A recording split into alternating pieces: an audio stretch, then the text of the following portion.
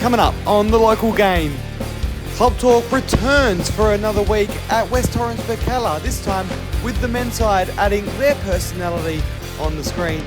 Venues and Menus goes amateur with West Beach in the hot seat this week with their chicken dippers. And Tones Pagonis returns again with some of the latest in the cup in today's episode of The Local Game. Welcome to The Local Game. It is great to have you back on board another week, and we're getting closer to the finish line, and especially in the cup. But let's welcome in one of my favourite special guest co-hosts, not guest by now, you're a well-known face to the community. Marc Talbot, good to have you back on board. Thanks for having me. Well, episode 18 now. We're getting so close now. Only 3 months remaining, and then that also means 3 months remaining till finals as well. Yeah, it's scary how quickly the season goes. Yeah, so quickly. And, well, we got a lot to get through, and also means that LA United are going to be playing their pre-season very soon, which comes around so quickly. But it's also great for the local clubs because they get a real good good boost to their club rooms and all that. Let's head into these hot topics, where the first one is the pre-season. It's kicking off, LA United. I think they kick off early July, but their first game comes in July 11, and the Cove are the first team to host them. Yeah, this has been an ongoing thing for a couple of years now, where they've gone down to the Southern Soccer Facility, to make sure I get the name right, and play against the Cove, which is great for the local area. All the boys get out there and watch, but it is a long pre-season for them, that's for sure. Absolutely, but it's a good one because last year I went down to a couple. I think Cumberland was one of them. I think they went to the Cove last year as well. So it was really cool, and I saw a lot of young kids out there. And just seeing the players, even the young players like Ethan Allegich and the likes, all signing autographs, it's really good because Ethan and the other boys in the club, they were on the other side of the fence not too long ago. So it's great to see, and it's also, I think those juniors at those clubs, especially the Cove, have got a big junior base. It adds that extra connection to the club, and also the aspiration for these young kids, go support the side and hopefully one day play for them. Well, that's it. I mean, they get the juniors there. The juniors get to sign all the shirts and or get their shirts signed by the pros. And we've seen how quickly the likes of Ethan Allegich went from signing theirs as we'll call him a youth player, to now winning the best and fairest medal for LA United, and how quickly that was. And now everyone's like, oh, we've got to get him. Like, it's just amazing how quickly that can turn around. Exactly. And the other thing as well, I've got to say to LA United, I think 3-4 years ago, in that department of connecting with clubs, it wasn't great. No. But they've done so well to turn that around and really get back to the grassroots, which the club is built on. That's exactly right. And the good thing is that they're seeing that in the terms of crowds as well now. They're starting to average sort of 9,000 to 10,000 every week now, because they've gone back to the community and gone, what do we need to do? And they've really picked up their community engagement. Absolutely. And we can't wait to see that. And I'll be down there for sure. You'll be there as well. The likelihood is I'll be there. Yep. And we thank the club for asking us to come down as well. Yes, definitely. Yeah, it's good to see these clubs, they want to promote. We're here to promote them as well. Yep. And they've reached out to us to say, come and spend the night with us. Yeah, they certainly reached out to yourself. And they've reached out to the one game at a time guys and said, look, come down and have a look. So we'll be there as well. Yeah, so the local game and one game at a time, we'll be down there to enjoy some football. I'm sure we can get some content as well. Oh, absolutely. Why not? Well, there's a lot to get through still as well. And then that's happening. But October long weekend later in the year, there's a big tournament happening. It's something new. It's brand new. South Australian Sassel Amateur Soccer League. They are bringing in a new, like, inter-association kind of. They have got the inter-association, but they're doing an interstate challenge now. Yes. So it's South Australia versus Football Wagga Wagga and Football Sunraysia, all against each other. So the best amateurs creating a select side coming up against each other in October. It's going to be a lot of fun, I think, down there.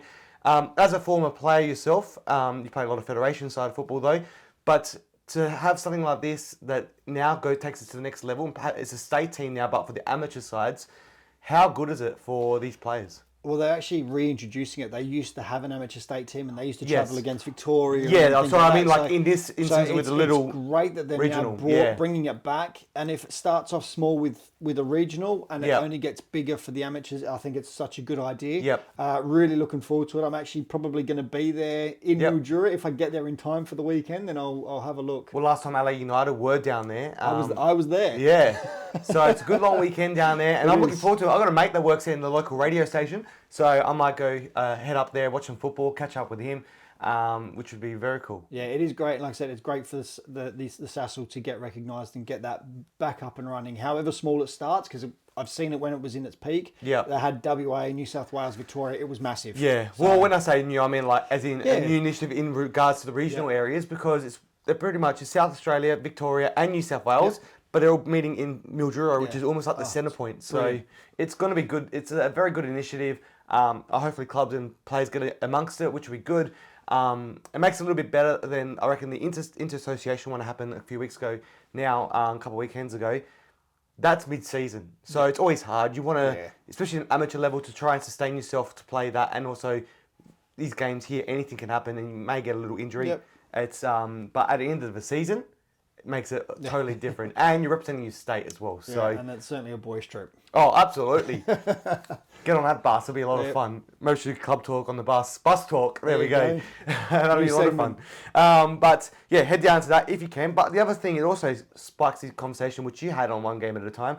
The NPL All-Stars, Adelaide United game. Also the WNPL All-Stars against Adelaide United women. Great initiative there, but does it call for another All-Stars in terms of leagues against each other, like a State League 2 All-Stars, State League 1, NPL?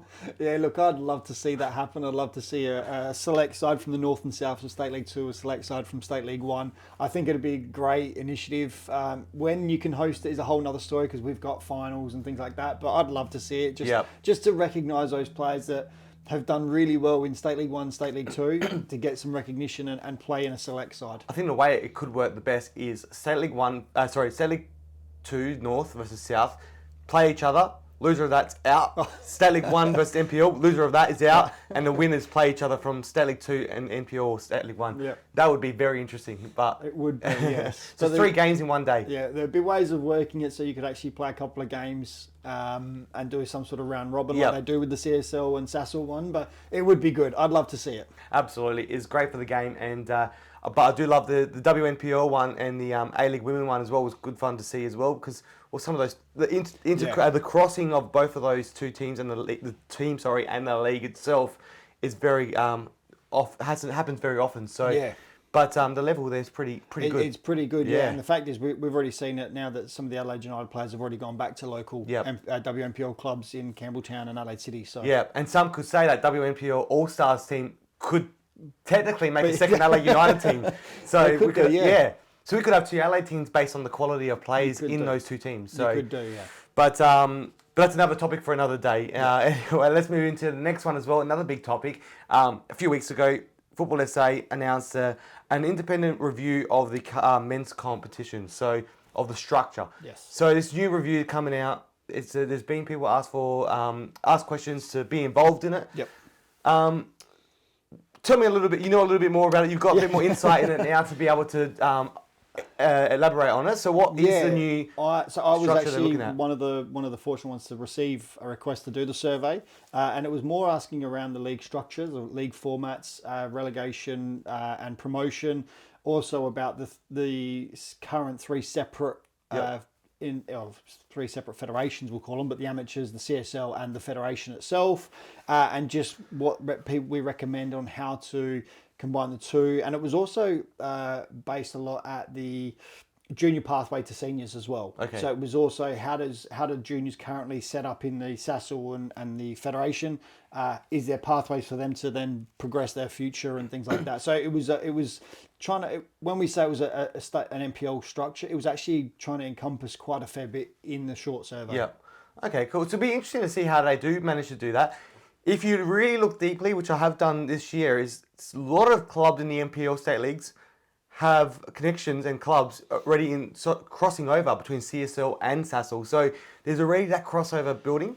Yeah, you'll find that the CSL isn't really much of a collegiate league anymore. A lot of NPL, or when I say NPL, a lot of federation teams have teams in the collegiate leagues because you can actually register a player in your federation side that can actually play in the collegiate league because of the affiliation now. So that's only a couple players, I think. It is, it's limited. But if you've got a goalkeeper, for example, you can drop them down and then bring them back up and things like that. So there is already a little bit of affiliation there. So it's one of those things that they're trying to work out how they can get their juniors to make sure we progress them and get them to senior football. Yep, and promotion relegation maybe as well between the...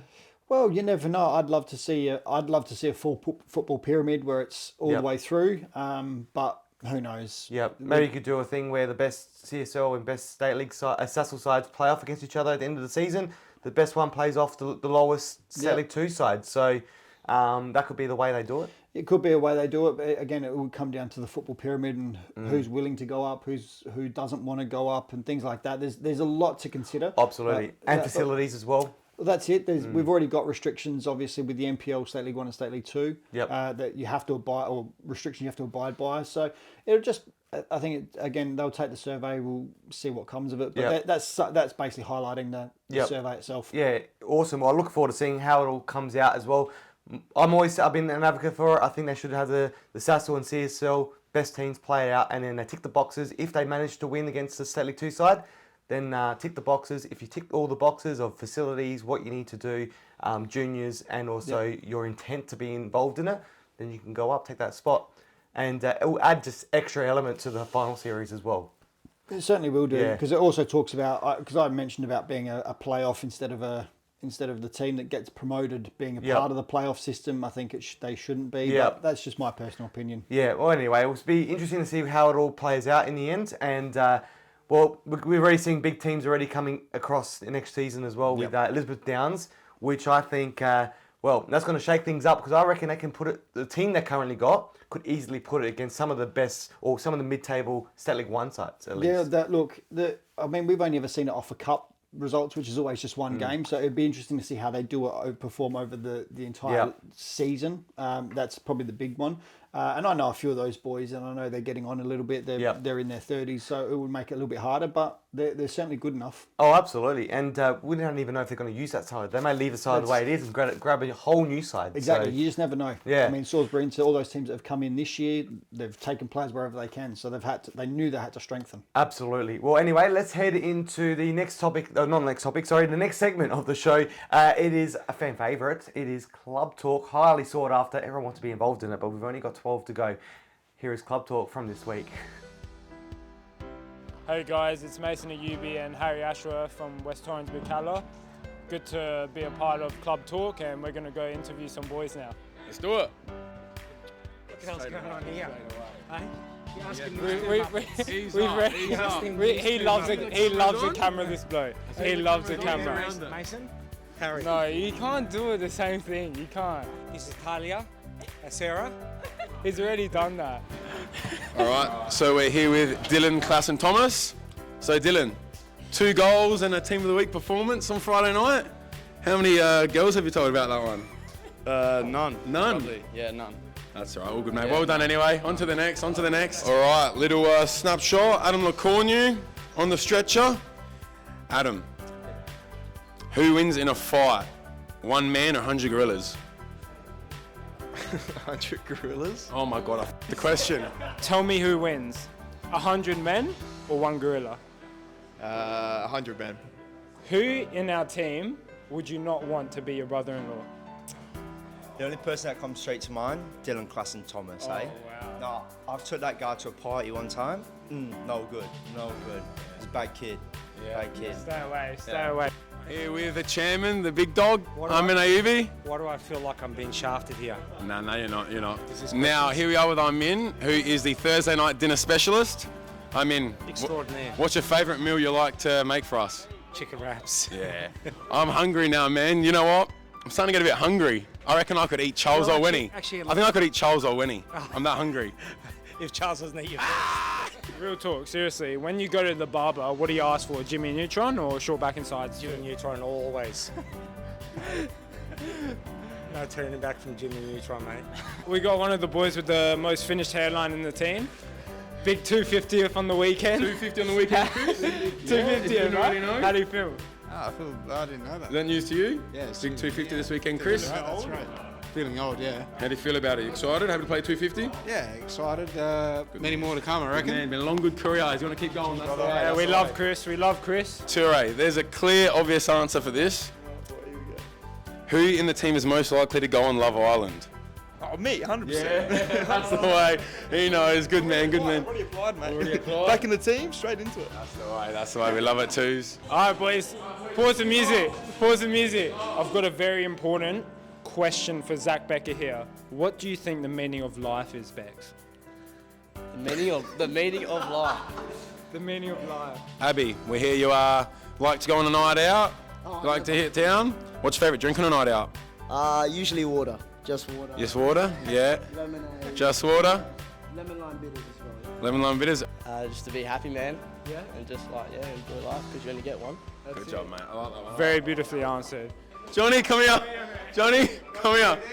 Who do you think has the most finished lid in the team? He's holding the mic. So here we are with head physio Lewis. Lewis, just a quick question for you. Yeah. Who's always on the table in here? Who's your number one customer in the team? Number one customer, probably Cohen Morris. Cohen Morris. Yeah, that's not a bad shout. Yeah. All right, here we go. We got the big man. He's hiding from us. He's hiding from us. A fun fact about this bloke first. Loves a Blueprint coffee. Hey, shout out to Blueprint. What a cafe. Stavner, what's your go-to coffee order? Double espresso, mate, on ice. Oh, Very good, not very bad. good. Who would win in a fight? 100 gorillas or Zach Becker? Bex will take them all one by one. We've got a very important question for Nathan, right? Now, a few people might find this gentleman very irritating when we're playing. I don't know. I don't. We don't understand why, but so. Would you rather be a professional footballer or a irritating footballer like you are now? I love my life. I love who I am. So I'm going to go with who I am right now. Good job. You heard it here first. We love Nathan. We love Nathan. All right, let's go Ty. Let's go Ty. All right, Tyrese, wait, you're staying here. You're staying here. So no. So this guy is very into fashion, yeah? Yeah. Who do you think has the worst drip in the team? Tell me. This isn't the easiest question either. Abdul Balamba.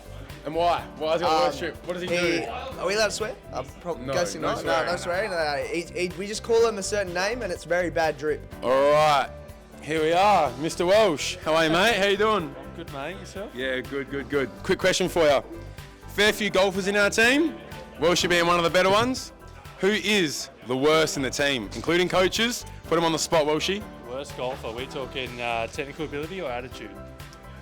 Technical ability. Attitude, we might know who that can be. We'll leave Nathan and Gento out of it. Yeah. Worst golfer, I can definitely be out on my day. Adam can spray him, he can hit it long. Yeah. Takes his time on the greens. I'd have to say, I've seen a lot of Herney. Herney? I'm not sure about. Wow. Herney. Unpopular opinion, but we've seen it. Do you know what? Let's go.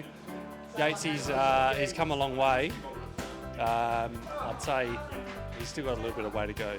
And that's it here from Jack Smith Park. Thanks for watching. Hope you enjoyed. And we'll see you all soon. Well, there's Club Talk once again, and we love heading out there, and we've got a few more still to go, and grand final show at the end of the season, so that may be a little bit different actually. We'll see how that goes. Got to include it there. Sounds exciting. Absolutely. Anyway, let's head to a short break. On the other side, we're going to talk ServiceFM Stadium. Has it lost its buzz? And also, we're going to chat about things and their menu. That's coming up next on The Local Game.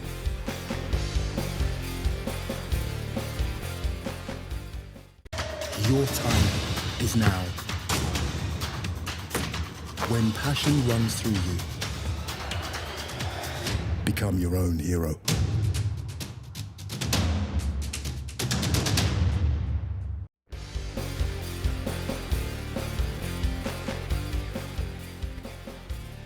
Welcome back to The Local Game. We are heading into the, final series coming up in a few months' time, but we've just come off the back of some big games, the semi-finals, of the WNPL and WSL Cup, the qualifiers for the Australia Cup, 2 Wednesday night midweek action. But one thing I want to talk about, it's been talked about in the community itself, but I thought we'll bring it to the table here, and especially someone like yourself who's played at Cooper Stadium, where games like this used to be held. the buzz at ServiceFM Stadium, I think it needs to be discussed because I feel like when it opened up a couple of years ago, it was a great place to be involved in. It was getting ready for the Women's World Cup, which you got to host the likes of France and other big teams down there. Brazil was down there training. It was fantastic to see. But I feel like now, has the buzz disappeared? Look, it's a tough one because it's great that we've got a home for our football in SA and they can host those games there. But look, I think all big games, all our finals, or the playoff finals or the grand final should be at Coopers, or as I call it, Highmarsh Stadium. For these semi-finals, great venue for them, but I still think that it has lost. I think players have sort of lost their buzz for the grand final when it's not at Highmarsh. And that's probably overflowed into the fans and the community itself. Yeah, and the club itself, because the club loves the big day out going to Coopers and celebrating. They get buses down there and things like that, and they can celebrate. So I think that it has lost its edge for the finals when they and the played spark there. that it had. Yeah, because I mean, you look at it as well, because Adelaide United play there every week. Yep. So you're playing there already during the season and things like that. Yep. So. And we've touched on it slightly how the women's side used to host every game there, but now there's a lot of venues. A lot of clubs have their own venues now being used. So Adelaide City are using that a lot more. West Adelaide Comets now back at home. So I think that's kind of reducing it. So I think that buzz could potentially come back, but maybe it's a bit too late. Yeah, it could do, but I still, for me, it's always been a grand final at Coopers or Highmarsh because it's the only chance we ever get to play on that the hallowed turf that SA is known for. I mean, it's probably one of the best venues in the A League. Everyone says it's one of the best venues in the A League. So the fact that we at a local level get to play on that once a year was phenomenal. But and also the cost of that venue now is I think it's skyrocketed, especially since the upgrades and all that. Yeah, exactly, and that's another issue. Obviously, is cost. So I mean, but Service FM is still a great stadium. Don't get me wrong, and everything. But for me, it's always a grand final there. Is nothing beats. And that's another thing we want to just bring up as well. That the facilities down there, we're not bagging it at all because it is fantastic. Some of the best facilities. We're lucky in South Australia. It's just we're talking about the actual atmosphere and buzz that leading into these events, and venues do add that, and that's I think that's what we're discussing here because we just want that big excitement leading into these games, heading to that venue, and Coopers adds that, and I think even LA United fans themselves when they go and play like LA United women playing at Coopers, unfortunately they can't pack the whole stadium out at this stage, but that the atmosphere that gets produced down there, and we saw it with 4,000 with the finals for the women at Cooper Stadium, was so much better than we've seen at other local venues as well, not just Service FM in general, all other venues they've played at. It just has that spark and buzz around it. It's because it is. And that's the thing. It's the home football for us. And all the way when I was younger, growing up, was always finals at Highmarsh. That was the thing. And when we talk about the women's team not being able to pack it out, there's nothing wrong with that because I actually just read a study the other day that even in the English Premier League or Women's Premier League, the WSL over in the UK, Arsenal are the only team to be. They're selling out. They've sold out Emirates Stadium 60,000. They've only done that a few times, right? They're one of the best. They're the champions of Europe, and yet they're averaging 30,000. So they're not even filling Emirates, right? No. They've got the rest of the league are averaging only 10,000. Yep. And that's the big teams when you in comparison to obviously. So the fact that we're able to still host them there and even hit 4,000 is massive for women's football here in SA. Absolutely, and a big shout out to those fans that went out as well because some of the conditions that we're having at that time as well was very hot. So it was ridiculous. Yeah, so to be able to go and sit out there in those conditions and support the team is great. Oh, it's phenomenal. But it's a start. We're going to try and make it bigger and better. That's it. You've got to start somewhere. And the football has this season was been amazing. Exactly. Prior to that, it was building. It was and that's the thing, they allowed Stentor time to build something. And look what he built to. He built to the finals for the first time in such a long time and things like that. So it made a massive difference. Absolutely, it did. So. But anyway, head to ServiceFM Stadium for the final series coming up soon. Oh, definitely. It's going to be a great spot. Hey, and when there's 4,000 or 5,000, I was there last year. LA City versus LA United. It's fantastic. Incredible. Yeah, it's great. Yeah. It's great. I love. Purely from a player point of view. Yep. Highmarsh is finals for us. Yes. So. Can't wait to head to Highmarsh soon as well. It's a good venue. Yeah. It's great. And talking about venues and then menus. Let's head to that now. This is a great segment. Well, it's a segment I love doing because I love eating. And on the weekend, I've eaten at a lot of NPL and WNPL clubs now, but I went to an amateur team on the weekend. I went and saw the Raptors and West Beach. So West Beach hosts the games in Lockleys, at Lockleys Oval. And I went and checked out the canteen, had to. I was hungry. It was a long day. Checked out the canteen. It's actually looked after by Chicken Shack, which is on Anzac Highway. A great little chicken shop. Seafood and grill. They got some great options on there, and the menu itself very reasonable. And the chicken dippers themselves, though, that's what I went to straight away. I had those, and you can see them sitting there on the pitch side. There's no fencing on this little ground, so it's very local amateur football. So I was sitting there on my little makeshift blanket, my little vest, so I didn't get wet, and then eating the chips and the chicken dippers. I've got to say, absolutely incredible for $8.90.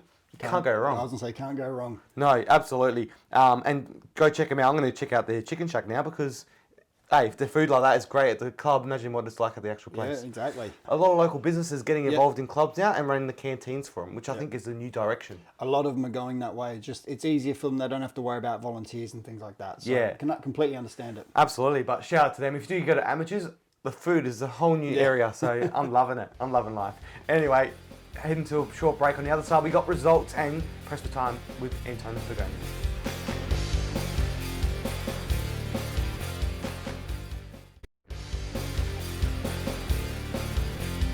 Welcome back to the local game. It's great. We're going to get into the final stages of the show as we talk about results from the weekend, and we can't start the results conversation without talking about WSL. Some interesting things happened on the weekend.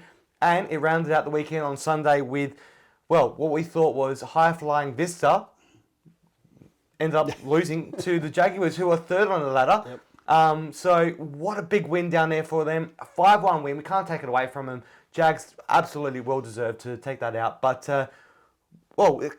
I think it shocked us, and also it's done Sturt a favour. It's done Sturt a massive favour. They're now 2 points behind Mulberry Vista. But I think the fact is that with that win, everyone looked at Vista and went, yeah, they're going to get over the line, but it was a comprehensive win. Yeah. It wasn't just it wasn't a close win. It was a 5-1 thumping. But if you look at the last time they played each other as well, it was actually a 6-3 win to Vista, which back then was huge and was a very close game.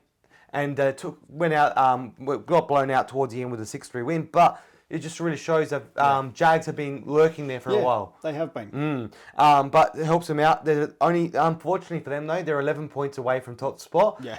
And 9 points away from second spot, which gives them that playoff spot. So still a lot of work to be done. There is. But it's a massive positive for Jags. Yeah, it's huge. Yeah. Huge. Absolutely. And all the best to them. And let's talk about the WNPL Cup very quickly as well. Happened last weekend. Metro, an early lead for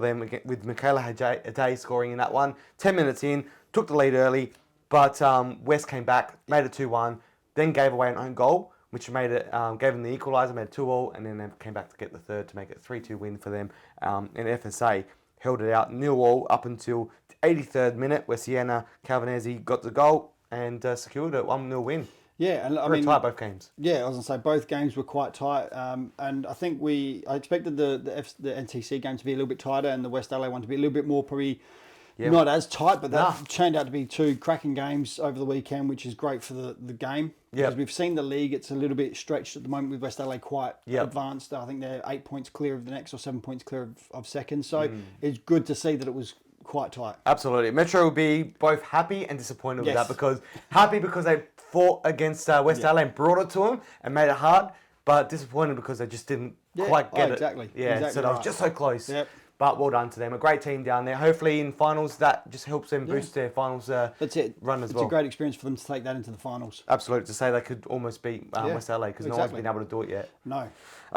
Let's head into, the next one, NPL. Some cracking games on the weekend, but it was second versus third, equal points going into this match.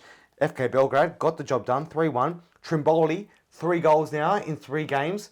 And he's on fire at the moment, isn't he? And he's one of many on fire. I was going to say, and I was only discussing this the other day, but FK Beergrad at the moment, if one of the players isn't performing, they've got another one to step in. They've got, if Baselli's not quite on his game, they've got young Koike to come in and he will do something. If one of the Constant brothers isn't quite working, the other one will come in. So it's quite fascinating how they've got so many different options. And Trimboli, the move from him to the wing into the centre of that front line has just paid off for FK Beergrad big time. Absolutely. He's going to be very, very excited to see how it all goes moving in, because now Beergrad, so now they're second on the ladder. They're taking on Metro this weekend. So if you look at that ladder as it stands currently, 1v2, 3v4, 4v6, 5v6, it's going to be interesting and could really, really shape up the how the table's going to look in the next couple of weeks. Certainly could. It's a big weekend of football this weekend after last week's results. And bottom six play each other, which is huge as well, because now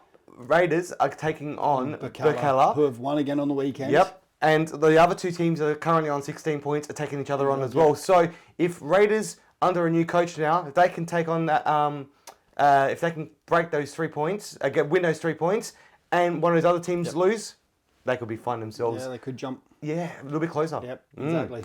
But a lot of work still to be done. Of course there is. And State League 1 as well. Adelaide Blue Eagles, a 1-1 draw against West Adelaide. It's huge. It's a quite an interesting result, because the fact is Blue Eagles were missing a couple of key players. They lost Dante through suspension and Cooper Mullins from the week before. So it was a big game for Blue Eagles, especially with them sitting second, trying to catch Sturt, who are by far and away leading the ladder at the moment. Absolutely. It's starting to take nice shape up there in the State League 1. And then State League 2 results as well. Grove on the northern side, 2-1 win.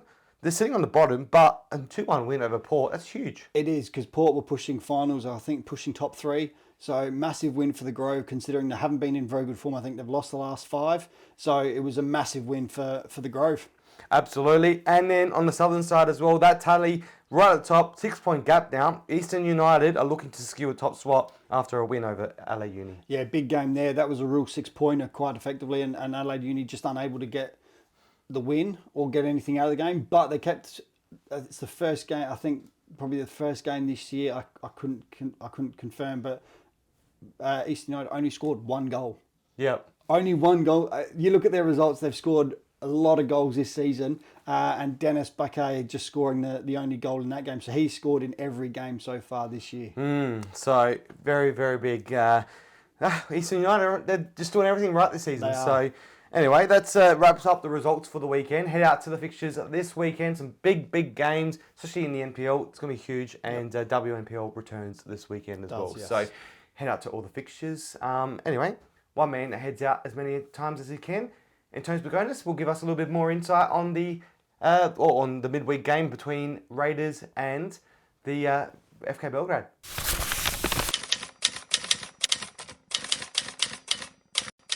Johnny, Adelaide Croatia has done it. They've defeated the rivals FK Beergrad with a late goal from Donati and Niankuru from the penalty spot to advance to the Federation Cup final against Metro Stars and the Australia Cup round of 32. Huge matchups coming up. Looking forward to it.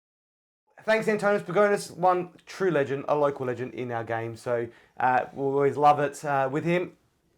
Mark, once again, thank you. Thanks for having me. It's a great time talking about football. I love this show. I love catching up with everyone every week, talking real things and talking local games. So a lot of fun. It is great fun. It's all we seem to do. Yep, it is. We just pretty much live football now, isn't it? Pretty much. It's great. We eat, sleep, and... No, I'm not saying the other word. Football. Eat, sleep, football. Anyway, have a great weekend. Have a great week. Enjoy the weekend. We'll see you all next week for episode 19 as we get to the nitty-gritty part of the season. It's all from us this week.